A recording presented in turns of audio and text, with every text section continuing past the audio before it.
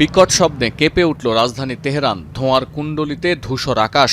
পরমাণু ইস্যুতে দফায় দফায় আলোচনার কথা বলে শেষ পর্যন্ত ইরানে হামলা চালালো যুক্তরাষ্ট্র ও ইসরায়েল।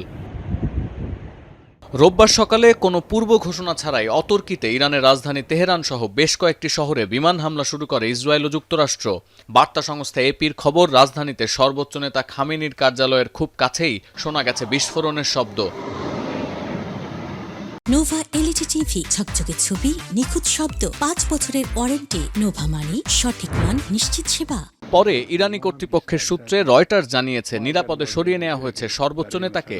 গোপন স্থানে সরে গেছেন প্রেসিডেন্ট মাসুদ পেজেশকিয়ানও।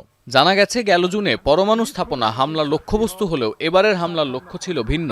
হামলা চালানো হয়েছে রাজধানী তেহরানের গোয়েন্দা সংস্থা, প্রতিরক্ষা মন্ত্রণালয়, পরমাণু শক্তি সংস্থার কার্যালয় ও পারচিন সেনা কমপ্লেক্সে।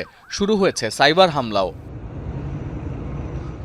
এসবের বিপরীতে কড়া জবাব দিতে শুরু করেছে ইরান। ইসরায়েলের বিভিন্ন শহরে পাল্টা ক্ষেপণাস্ত্র ছোড়ার পর হামলা হয়েছে আরব আমিরাতে। আবুধাবি ছাড়াও বিস্ফোরণের শব্দ শোনা গেছে বাহরাইন, কুয়েত, কাতার ও সৌদি আরবে। হামলার পর আকাশসীমা বন্ধ ঘোষণা করেছে ইরাক, কাতার, কুয়েত ও আরব আমিরাত। হামলার পরপরই বাসিন্দাদের সতর্ক করতে সাইরেন বাজানো হয় ইসরায়েলে। ক্ষয়ক্ষতি এড়াতে দেশজুড়ে জারি হয়েছে জরুরি অবস্থা। বাতিল করা হয়েছে সব বেসামরিক বিমানের ফ্লাইট।